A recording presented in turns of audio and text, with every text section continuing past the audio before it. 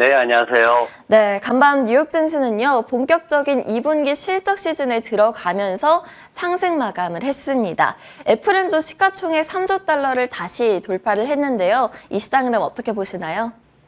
네, 출발은 조금 미약하게 그렇게 출발을 했습니다. 중국 쪽에서 이제 전망치 7.3% 정도 예상을 했는데 GDP가 6.3% 정도에 그치는 모습이 있었습니다. 그러면서 전반적으로 이제 상반기도 한 5.5% 정도밖에 되지 않고 거기에다가 청년 실업률이 21%나 나왔어요. 이게 얼마나 대단한 수치냐면은 금융위기 때, 전 세계 이제 2008년도 금융위기 때 미국에서 이제 실업률 나올 때 그때도 이 정도까지는 아니었습니다. 그래서 굉장히 안 좋은 그런 실적을 보이고 있는 상황이고, 그러다 보니까 중국 정부에서도 지금 아직까지는 좀 좋지 않다 뭐 이렇게 또 평가를 하면서 전반적으로 좀 약세로 출발한 모습 보였습니다. 그러면서 뭐 유가 같은 경우에도 좀 중국 쪽에서 이제 아무래도 수요가 못 따라오다 보니까 하락하는 모습이 있었고, 그리고 이제 리비아 쪽에 전 재무장관 납치로 인해서 이제 좀 시위가 있었죠. 그게 이제 다시 또, 그러면서 유전이 중단됐었는데 생산이 다시 또 재개되면서, 유가를 또 하락시키는 역할도 했습니다.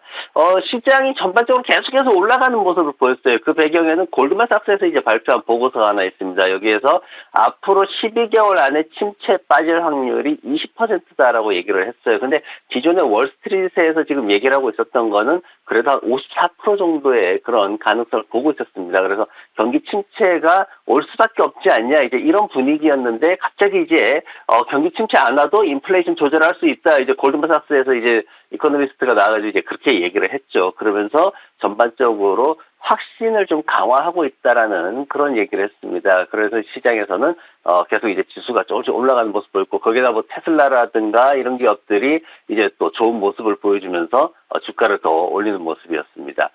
지금 시장의 지수를 전반적으로 봤을 때 다우지수 같은 경우에는 전고점을 향해서 돌파하려는 지금 현재 밴드 구간을 돌파해서 이제 전고점 수준 36,000포인트대에 있는 전고점 수준으로 올라가려는 그런 속성을 굉장히 강하게 보이고 있습니다. 근데 이게 나스닥이랑 S&P랑 비교를 해보면은 확산된 갭이 너무 커요. 지금 나스닥은 지금 시장이 28%나 지금 올해 올랐고, 그리고 S&P 500은 13%나 올랐습니다. 근데 다우지수는 겨우 2.2% 지금 올라 있는 상황이기 때문에 이런 상황이 이제 갭이 너무 크다 보면은 다시 수렴하려는 구간으로 들어가게 됩니다. 그래서 지금 인공지능이라는 테마를 가지고 상반기에 기술주들이 엄청나게 올랐는데, 이 인공지능이 이번 실적 시즌에 얼마만큼 반영될 수 있는지, 실질적으로 얼마만큼 효과가 나 있는지, 그게 아니라 비용만 들어간 건 아니냐, 또 이런 얘기들이 나올 겁니다. 그래서 이런 부분들이 이제 거품이 빠지는 상황이 되면은 기술주들은 내려오지만 그래도 다우지수에 있는 종목들은 조금씩 올라가는, 경기 침체 우려가 사라지면서 올라가는 이런 수렴 구간으로 들어가는 형태가 많이 나올 겁니다. 그래서 그 부분 염두에 두시면서 이번 실적 시즌 보시면은 좀 더 도움이 되실 것 같고, 실적 발표가 이번 주에도 이어집니다. 이제 내일부터 해가지고 뭐 뱅크 오브 아메리카라든가 수요일날 테슬라 결국은 또 나오게 돼서 넷플릭스도 나옵니다. IBM도 나오고요. 그리고 목요일날 대만 반도체나 존슨앤존슨도 나오고 있고, 금요일날 아메리칸 익스프레스, 그리고 다음 주로 넘어가면 다음 주 화요일날 마이크로소프트 알파벳 지금 줄줄이 대기하고 있습니다. 그래서 이 실적 시즌도 좀 열심히 지켜보면서 이번 시장 대응하면 좋을 것 같습니다. 네, 그렇다면 좀 더 자세한 종목별 이슈들 위원님과 다뤄보도록 하겠습니다. 사이버 트럭을 곧 출시를 한다고 하죠. 테슬라 소식부터 전해주시겠어요? 네, 맞습니다. 사이버 트럭의 이제 시제품을 완성을 한 거예요. 그러니까 이제 이게 뭐 생산을 어떻게 한다 이게 아니라 이제 시제품을 완성을 하는 건데, 예를 들어서 F150, 포드의 F150 라이트닝 같은 경우에 시제품 만들고 나서 실질적으로 딜리버리가 될 때까지 거의 한 1년 가까운 시간이 걸리기도 했거든요. 그래서 당장 뭐가 일어나는 건 아닙니다. 다만 이제 지난번에 가격이 올랐던 거는 뭐냐면은, 일론 머스크가 그동안 사실 신뢰를 많이 잃었어요. 근데 시장에서 일론 머스크가 지난번에 사이버 트럭 우린 안 될 것 같은데 일론 머스크는 갑자기 된다 그랬거든요. 그게 이제 3분기에 첫 번째 딜리버리를 할 수 있을 것이다라는 그 얘기를 했기 때문에 거기에 대한 어떤 신뢰가 조금 회복이 됐다, 그런 측면으로 해석을 하시면 좋을 것 같고, 지난밤에 이제 업스타트가 14%나 상승을 했습니다. 업스타트가 이제 대출 사업, 인터넷 대출 사업 쪽에 있는데 인공지능 테마의 이제 한 축을 C3하고 이제 딱 잡고 있는 그런 회사죠. 근데 이 회사가 이제 아버 파이낸셜 크레딧이라는 회사하고 손을 잡고 이제 즉시 인공지능을 통해 가지고 대출 신청한 사람들의 한 3분의 2 정도는 대출 신청 즉시 결과를 알 수 있게끔 하겠다. 그렇게 해가지고 그 기대감으로 인해 가지고 굉장히 또 주가가 14% 정도 올라가는 모습을 보였습니다. AT&T 같은 경우에는 지금 시티그룹, JP모건 해가지고 줄줄이 투자 이건 낮추고 있죠. 롤린스 쪽에서도 지금 목표가 자체를 22달러에서 16달러로 대폭 낮춰버리는 그런 보고서도 내놨습니다. 그래서 시장에서 이제 그 미국 가정의 약 한 40% 정도의 네트워크에 지금 납이 들어가 있다 이런 얘기를 하고 있는데 사실 납 들어가 있는 것에 대해서는 굉장히 예민하게 반응을 합니다. 그래서 이제 대표적인 게 미국은 이제 집안의 벽지가 아니라 페인트를 많이 칠하거든요. 예전에는 그 페인트에 이제 납성분이 있었던 그런 일도 있어가지고 과거에 이제 크게 한번 문제됐던 적이 있는데 만약 이게 법원으로 넘어가가지고 법정에서 문제가 된다 그러면은 범칙금이 어마어마하게 나올 수도 있습니다. 그런 것 때문에 순이익을 깎아먹을 수 있는 상황으로 갈 수 있어서 한국하고는 어떤 범칙금 수준이 굉장히 한 10배 이상 차이가 나죠. 그래서 그런 부분 때문에 지금 상당히 좀 예민하게 시장에서 받아들이고 있는 상황입니다.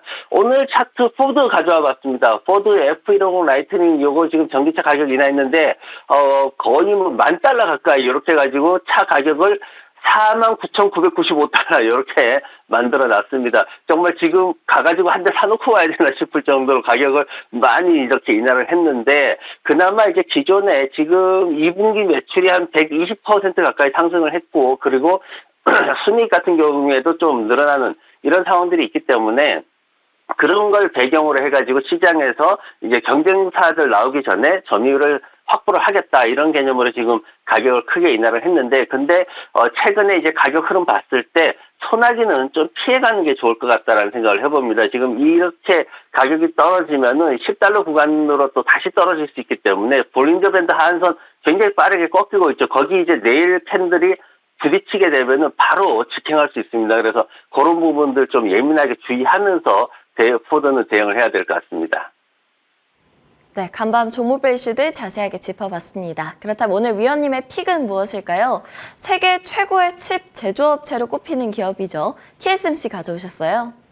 네, 맞습니다. 대만 반도체가 사실 굉장히 안 좋은 얘기들이 많이 들리고 있어요. 그럼에도 불구하고 기대감이 계속 있다 보니까 주가는 또 떨어질만 하면 다시 살아나는 이런 모습을 보이고 있습니다. 대만 반도체가 최근에 약간 그 회사의 어떤 컨셉 자체를 좀 바꿨어요. 뭐냐면은 인공지능이라는 테마가 상반기에 이제 주도를 하다 보니까 엔비디아라는 회사를 가지고 이제 주문 제작하는 형태로 더 강화시킨 겁니다. 기존에도 있었지만은 애플이나 테슬라, 아마존, 엔비디아 이렇게 산업별로 해가지고 글로벌한 기업들하고 손을 잡고 파트너십을 맺고 그 회사가 원하는 제품을 더 집중해서 만들어주고 좀 더 가격이 높은 고사양 제품을 만드는 쪽으로 대만 반도체가 회사의 어떤 그 컨셉을 바꿔가고 있는 그런 상황입니다. 그래서 불과 몇 년 전만 하더라도 대만 반도체 이러면은 삼성 뒷고문이 쫓아다니는 이런 회사밖에 안 됐는데 불과 2, 3년 사이에 완전히 인공지능이라는 거 가지고 완전히 뒤바꿈하는 그런 모습을 보이고 있습니다. 그래서 오히려 지금 대만 반도체랑 삼성전자랑 놔두고 보면은 삼성전자는 D램에 묶여있는 그런 어떤 좀 고리타분한 이미지를 가지고 있다 그러면은 대만 반도체는 최고의 어떤 사양을 가진 어떤 앞서가는 회사 이런 식으로 지금 약간 좀 제가 좀 과장된 측면이 있긴 하지만 그렇게 좀 변화가 빠르게 되고 있는 모습입니다. 그래서 이 대만 반도체에 대해서 워렌 버핏도 또 매수를 하는 그런 모습이 있었고 그리고 인공지능 시장 자체가 지금 2022년하고 2030년하고 비교했을 때 10배 이상 증가할 것으로 시장 세파가 그렇게 예상이 되고 있기 때문에 대만 반도체도 앞으로 뭐 거의 한 20%씩 이렇게 증가할 것으로 그렇게 몰리풀에서는 지금 그런 식으로 또 예상을 하고 있고 앞으로 한 10년 안에 $1조 그룹에 들어갈 수도 있을 것이다 이렇게까지 또 최근에 평가를 했습니다. 그래서 굉장히 좋은 모습들을 보이고 있는데 실적을 보면 사실 근데 그렇지는 않아요. 지금 실제 예상치 제가 차트 가지고 왔는데 올해 실적이 전년도보다 못할 것으로 예상이 되고 있습니다. 그리고 이번에 실적 발표 20일 날 하게 돼 있는데 여기에서도 지금 EPS가 한 30% 감소할 것으로 그렇게 예상이 되고 있어요. 그래서 전체적으로 올해 전체를 봐서도 한 20% 정도 하락할 것으로 예상이 되고 있고 밸류에이션 보면은 시장 평균 정도밖에 되지 않기 때문에 뭔가 대단히 어떤 기대감을 가지고 있지는 않습니다. 그래서 우리가 이걸 이제 차트를 보시면은 그래도 꾸준히 기대감이 있기 때문에 올라오고 있는 그런 모습 보이고 있어요. 한 100달러 기준으로 조정받고 올라오고, 지난 이제 6월 초에 한 달 전에 얘기했을 때도 100달러 떨어지면 사라 이제 이렇게 얘기를 했는데, 떨어졌다가 다시 또 이렇게 조금 올라오려는 모습 보이고 있고, 지금 매물대 부담이 여전히 조금씩은 있습니다. 그래서 지금 신규 이제 이번 시즌에 신규 들어가시는 분들은 102달러 아래쪽으로 들어가시고, 손절매는 20일 이평선이 있는 94달러 조금 아래쪽에 잡으시는 게 좋습니다. 그래서 목표가는 단기 120달러로 제가 지난번보다 조금 낮췄어요. 그리고 장기는 여전히 137달러 유지하면서 지켜보도록 하겠습니다. 네, 오늘 위원님의 픽은 대만 반도체 TSMC였습니다. 인공지능 테마로 인해서 여전히 상승 기대감이 높은 종목이죠. 목표가는 단기 120달러, 장기 137달러 보면서 대응해보자 이야기해 주셨습니다. 지금까지 김태수 위원님과 함께했습니다. 오늘도 좋은 말씀 감사합니다. 네, 고맙습니다.